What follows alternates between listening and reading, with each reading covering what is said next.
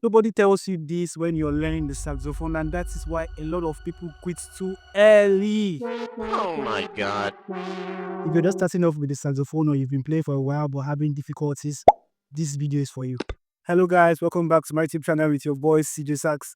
For today, I'll be exposing the things people don't tell you while you're about to learn the saxophone. So come on guys, let's get right into it. First on the list, your progress will not always be in a straight line. God, today you're rehearsing and it's smooth. You love your tone, you love your sound. You did well, you're feeling yourself. Baba. And the next day you're rehearsing and you're not feeling anything. You're getting the worst sound. You're very terrible at playing. Ha! This is you doubting yourself, alright? But I would advise, still stay consistent, alright? Stay consistent and observe the bad habit. Most of the times, it just is your sound trying to develop, right? Your mouse positioning, your embouchure, trying to find its comfortable positioning, alright? So instead of doubting yourself, keep going. I then note the bad habits. For some people, for most beginners, it's always their lips is not being tightly sealed. So as a result of that, the run out of breath quickly because instead of channeling the air to the saxophone, the air keeps escaping and then they run out of breath quickly. They can't sustain notes. So, note this bad habit. Be very observant with your sound, with your rehearsal session. Note this bad habit. Instead of doubting yourself, note this bad habit and work on them. I know this, your progress will not always be in a straight line. So, this is the reality of saxophone play. Alright, second on the list is your tone improves before you even notice it. This is a very funny truth. I'm sure this has happened to many other saxophonists aside me. Okay, so for me, my own truth was that it improved before I even noticed it because at some point I stopped caring about my tone. I don't get me wrong, it's a very good thing to practice techniques that helps in improving your tone. After use like your long tones, your subtones, and the likes of and the likes. So for me, I stopped paying attention to them. I was doing it like a routine. So I know for every rehearsal session, I have to rehearse my long tones first, accompany with my subtone, and going to practicing scales and the rest. So it was a routine, but I wasn't paying attention to it. It was like buying a hair cream for a hair growth, alright? And you are aware you have a started hair growth, and so you're giving yourself max 6 months. 6 months you should be start seeing the improvements. And then you notice at some point when you're using the hair cream, you need to use hair cream normally on your hair. So that is a normal routine. But at some point you will keep using the hair cream just as for routine purposes and not because the hair is going. Till someone outside will tell you, your hair is going or your front hair is going. It happened like that with me on the saxophone. I did not notice it until someone outside told me. So it was supposed to be one very terrible rehearsal session that you're having. One of those terrible moments you'll be having, and then someone will just outside will compliment you that Baba, you good oh, Baba, your tone good oh. And you'll be like, Shay, which guy tone did they talk of? So it happens, it's a very funny truth. Your tone, people outside will first notice your tone improvements before you, the player. So this is a very funny truth. Alright. Third on the list is long notes is more important than fast play. Yeah, I said that. I know this is going to spark a little controversy, but this is what I feel. So I would love to hear your thoughts on this particular one. But honestly, I feel long notes is more important than fast playing because for one reason being that it is impossible or it will not be appreciated everywhere. Fast playing is not appreciated everywhere, but long tones, long notes is appreciated everywhere.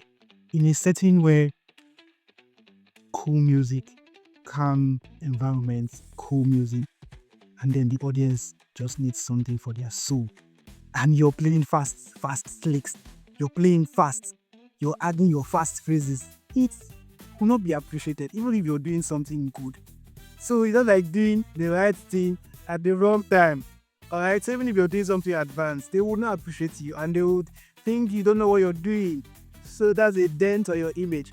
But long tones can function where a fast lick is also appreciated. So I mean, this is my own valid opinion. I would love to hear what you think, I would love to know what you think about this. And I mean, let's talk in the comment section. So long tone, I feel is important than fast play. The fourth on the list is some days your saxophone will quarrel with you. Some days your saxophone will fight with you, and you'll be wondering, see, I just played this saxophone yesterday now.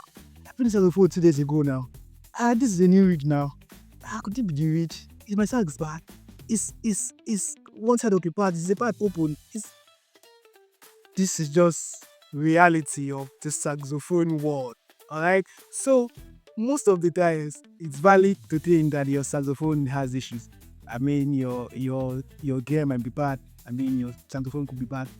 Also, most of the times it's just your embouchure messing with you. Your embouchure is just messing with you. And also your mood also matters a lot.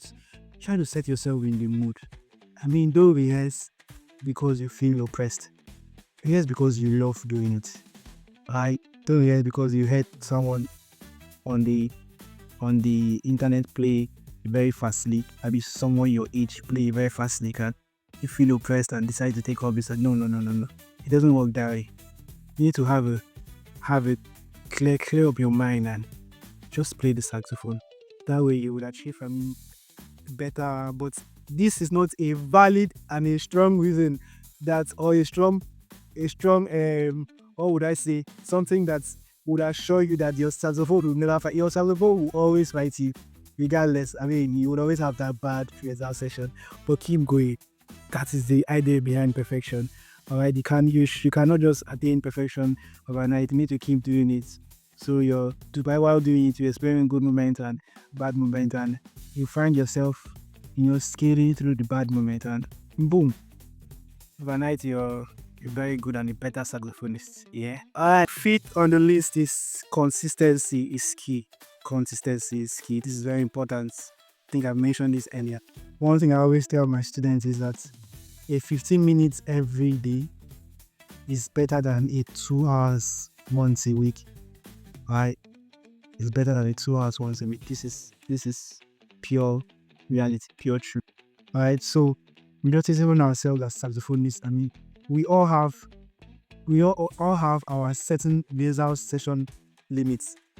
There's a particular limit. I know you hear most players say they rehearse for certain number of hours, 6 hours, 8 hours. I myself rehearse longer, extending 8 hours. I mean, but I know when I am overdoing it. I know when I'm just doing it. I know when I have gained the knowledge I am looking for. I know. So most times it's always between the 4th hour and the 5th hour. But I just have to keep going. Probably I don't have what to do. I'm less busy, so I just have to rehearse longer than the 8 hours and the rest of it. But you would know. You are the saxophonist. You know that particular duration. That once you've gotten to there, say you've reached that limit, but you just keep extending it. So, for someone like me, I start off rehearsing from after playing the regular routine for total improvement, and then go into playing the things I know. Alright, I play the things I know, and this usually takes like 2 hours. I play the things I had known and the things I know. The things I had known and the things I know, I try to refresh my memory, make sure I still know them. Then once I'm done with that, I now go into scoring different kinds of music or scoring a piece of music. Alright, so this usually takes longer because I need to listen to it and then write it down.